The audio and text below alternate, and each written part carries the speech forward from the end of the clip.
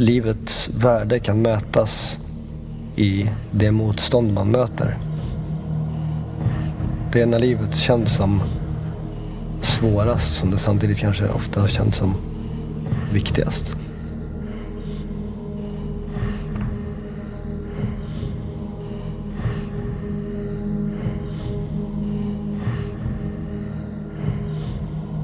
Jag är uppväxt i Uppsala. Folk brukar bli lite förvånade när man säger det, men det är ganska normala förhållanden.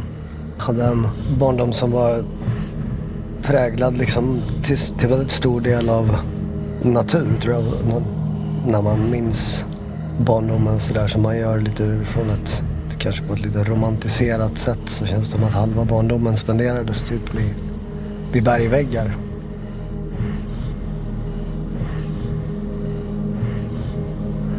Det första som hände på ett rent personligt plan, det var utan tvekan när musiken kom in liksom, i bilden.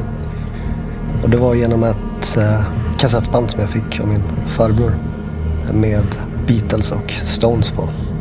Och då måste jag ha varit runt 4 år typ. Så fort jag fick det där kassettbandet så var det en central fokus i livet. Det var det jag sysslade med liksom. Jag satt där och lyssnade på det där bandet. Alltså jag hade inga andra intressen egentligen. Och det där kulminerade och blomstrade ut totalt i 8-9 års ålder när jag snubblade över Metallica och Guns N' Roses. Från och med det var det liksom bestämt vad som skulle ske ungefär.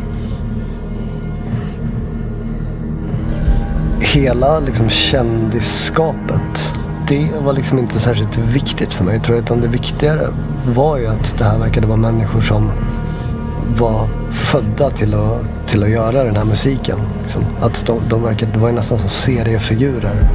Och när Metallica kom till Stockholms stadion den 31 maj 1993 så fick jag åka dit tillsammans med en polare och hans farsa. Och om det var något jag insåg på den konserten så var det nog att jag ville dit. Det var i 5:e klass som jag började hänga med en polare. Han hade stora syrran. Hon var rätt öppen liksom, för allting som var mörkt och farligt ungefär. Så hon gav oss sina kassetter med norska band och svenska death metal band. Och ungefär i samma veva så började det bli intressant att spela själv. Liksom. Så att mitt första band som jag bildade, ett punkband som hette Systemslakt. Och vi spelade så här Discharge covers och Mob 47 covers. Men det var hela tiden någonting som störde mig. Och det var just den där lite oseriösa approachen liksom. För att musik för mig vid det laget hade blivit till någonting så otroligt allvarsamt. Samtidigt som det handlade om ren och skär tonårspassion. Vi hade börjat åka in till stan och hänga en del då så här. Första fyllorna liksom. Börja träffa andra som var i våran ålder typ, som var lite inne på samma grejer så här. Så en av de kvällarna träffade vi Håkan och Pelle.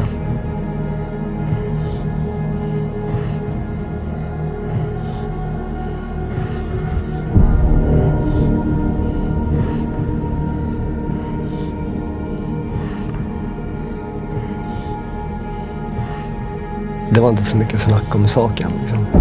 De kom ifrån exakt samma bakgrund. De hade exakt samma hunger efter att starta ett riktigt band. De tog saker och ting på lite större allvar. Det var ganska naturligt hur grejerna kom till liksom. En extremt kreativ stämning som jag aldrig hade känt tidigare med några andra människor. Alla var lite så halvkackiga på sina instrument, men alla ville väldigt gärna spela. Men vi skrev typ 5 låtar ganska fort. Bestämde oss för att spela live utan särskilt mycket tankar kring det egentligen. Utan vi gick väl mest bara upp i våra vanliga kläder och spelade liksom. Så sa vi att vi spelar in 2 låtar till en singel. Så vi åkte till Necromorbus studio, som vi redan då hade väldigt så här höga tankar om, för de hade spelat in band som Funeral Mist och Oförmod och Malign som kom att färga Watain oerhört alltså under de första åren Inte bara musikaliskt men framförallt deras totalt skoningslösa och intoleranta attityd gentemot black metal. Liksom, att det var musik för mördare och psykopater. Liksom. Och vi tog in influenser enbart från de som var liksom mest fanatiska. Och det var det som kom att definiera Watain. Ett väldigt elitistiskt förhållningssätt till hela genren. Man såg ner på alla som inte var beredda att gå hela vägen. Liksom. För oss så handlade det om att liksom upprätthålla ett utdöende ideal, kan man väl säga. Jag tror vi har fört tillbaks en allvarsamhet och samtidigt en passion som kanske ett tag var försvunnen liksom, från black metal-sammanhang.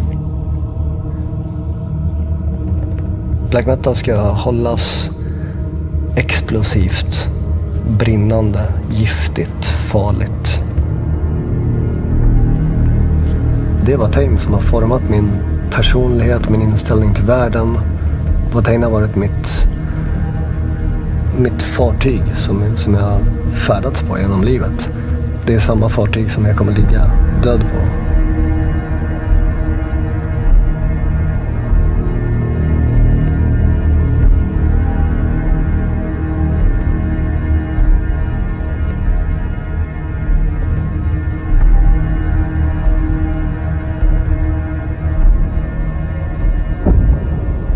Mitt förhållande till religion utformades ganska tidigt i mina ungdomsår.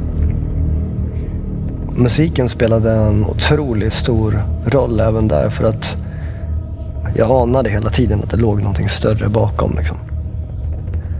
Jag fokuserade mycket mer på atmosfären, på känslan, på energin i musiken snarare än hur det lät. Jag tror att religionen varit ett väldigt naturligt rum att placera alla de här intrycken man hade fått om musik som någonting större än bara en världslig sak. Jag har alltid haft en otroligt stor känsla av vördnad inför det här andra, det här ogreppbara.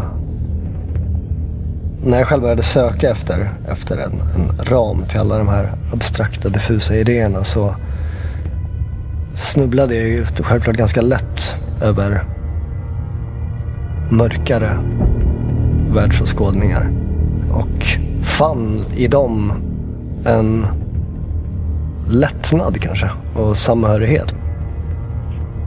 För mig har religionen alltid verkat väldigt mycket på ett undermedvetet plan.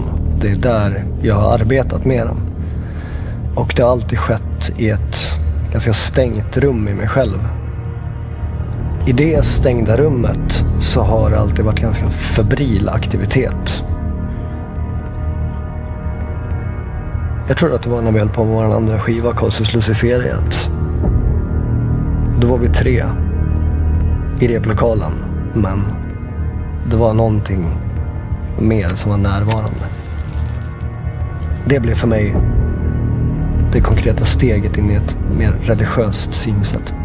Det fanns någonting mycket, mycket större än mig själv i mitt liv.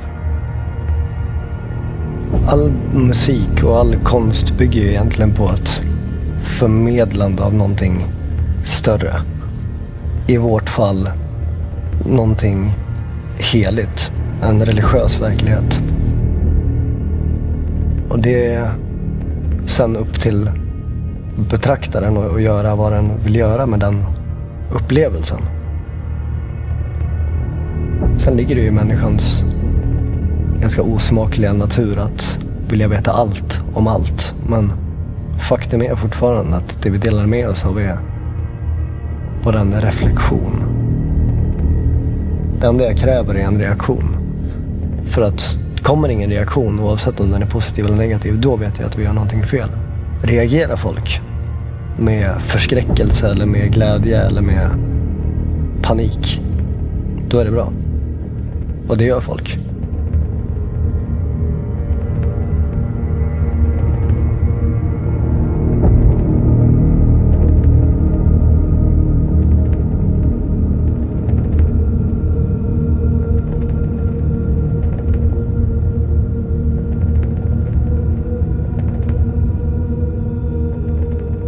Alltså musik får magiska kvaliteter när utövaren är kapabel till det. Magi kan man väl definiera på alla möjliga sätt. Jag definierar det som krafturladdningen som sker när det världsliga och det icke-världsliga möts. Magin är väl det religiösa verktyget. Sättet som du kan arbeta med krafterna som du tillber. I ett musiksammanhang så handlar det om att översätta dina religiösa upplevelser, översätta din kommunikation med de högre krafterna. Det handlar om förborgad kraft. Det handlar om att åkalla någonting, få det i dina händer och låta den kraften verka enligt din egna vilja. Och för att kraften ska kunna verka, för att den ska bli potent och stark, så krävs det att du håller dina händer väldigt stängda så att ingenting sipprar ut. För då kan det gå väldigt, väldigt fel. Samtidigt som Watain är en ganska kaotisk plattform liksom. Det stora magiska arbetet med Watain har alltid varit väldigt konkret. Det har handlat om att öppna våra munnar och låta gudarna tala igenom dem. Det är då Watain är som allra viktigast och störst och mest relevant. Det som sker på scen, det är en ceremoniell krigszon. Det är ett högtidlighållande av allting vi tror på. Våra konserter är då magin i Watain är som mest levande. Det är då den tar över allting vi är och allting vi gör.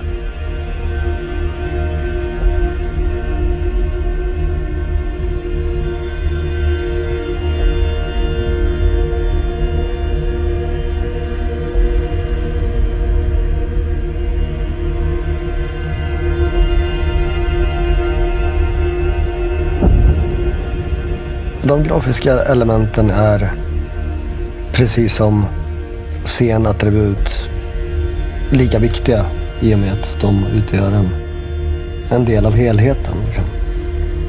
Jag tror att jag har lagt stor vikt vid det där för att jag kanske personligen alltid har varit väldigt mån om att skivomslag och sånt där ska verkligen reflektera det som är med på skivan.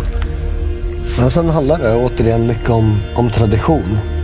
Jag har alltid tyckt att de gamla black metal-banden, att sättet som deras skivsläpp och demos och tröjdesigns och allting såg ut på, jag tycker att det är ganska ultimat. Jag tycker inte man kan ta det där så mycket längre egentligen liksom. Det ska vara saker som ser ut som de inte har någonting med den moderna världen att göra överhuvudtaget. Estetiken är och har alltid varit extremt viktig. Det är inget sammanträffande att folk tycker vi ser ut som uppgrävda lik, för vi har rört oss i underjorden. Liksom. Vi rör oss på platser där folk inte vill vara. Där verkar vi. Och det syns på ett naturligt sätt.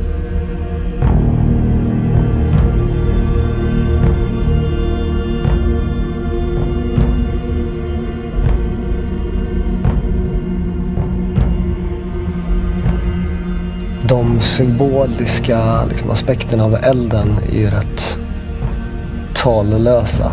Det är ett sånt uppenbart diaboliskt element. Det tillför en kaotisk energi, någonting som inte går att kontrollera, även om vi har eldarna i ett kärl eller i en fackla, eller om vi blåser eld, så vet du fortfarande aldrig hur det blir. Och det är en väldigt viktig del i varför vi använder elden.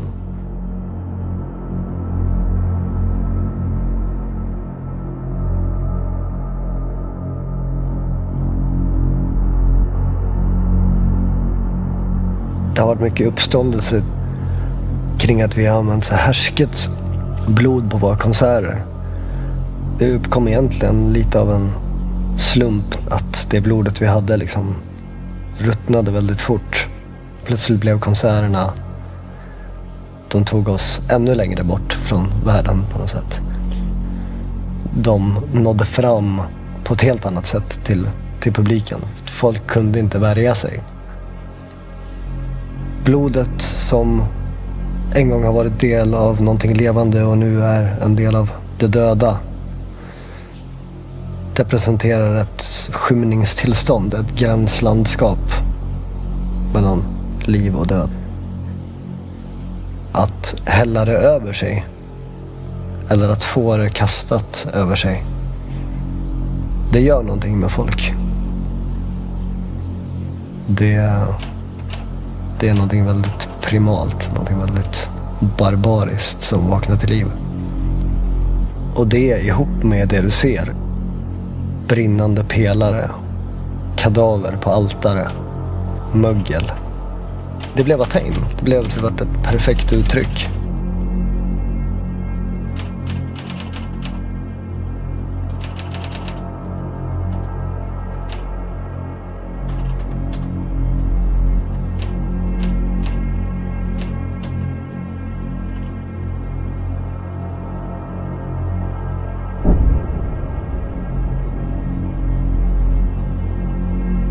Det enda som alltid har varit kristallklart i mitt liv har nog alltid varit Watain. Jag tror att de flesta människor söker efter en sån insikt att det är det här jag ska sysselsätta mig med. Det här är anledningen till varför jag är placerad på den här jorden. Vi har turnerat en stor del av våra vuxna liv och varit på många platser i världen och sugit i oss av dem och så här, förstått kanske mer och mer att det är fortfarande bara i våran egen värld, den som vi har byggt åt oss själva, som vi vill befinna oss. Det är den vi kan känna så här respekt och vördnad inför, till skillnad från en värld som är byggd av andra människor med helt andra värderingar. Hade inte världen som den ser ut som mest varit så otroligt osmaklig så kanske jag inte hade brytt mig så mycket, men den är liksom, det finns så otroligt många ingredienser i den som bara får mig att vilja vända den ryggen helt. Och det kan ju låta som ett begränsande synsätt på något sätt. Att man liksom låser sig inne i sin egen lilla verklighet. Men jag ser det snarare som att den där egna verkligheten, det är där den sanna friheten någonstans finns. Jag tror inte att det är någon slump att vi har valt att leva på vad jag förmodar att folk kallar existensminimum, bara för att inte behöva ta del av ett vanligt arbetsliv. Jag tror att vi alla behöver ett vakuum för att skriva den sortens musik vi gör och arbeta med de grejerna vi arbetar. Det går inte riktigt att göra samtidigt som man lever ett så här normalt liv i samhället. De två grejerna är inte kompatibla. Det skulle bli hyckleri på något sätt. Att vara liksom en del av det man samtidigt är en motståndare till. Alla blir ganska inpräntade med den här idén om att gör du inte så som de andra gör, då går det åt helvete. Allt jag har gjort i hela mitt liv har alltid handlat om att motsätta mig det. Är du stark nog så hittar du din egen väg.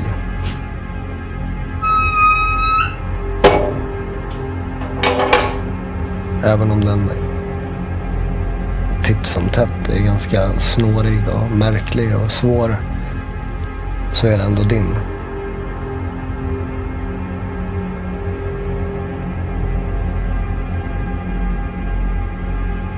Jag kan lätt se Watain som ett monument rest i äran av tanken att vi har gjort det här helt på våra egna premisser. Vi har gjort det helt utan att ta hänsyn till vad man bör göra eller inte göra.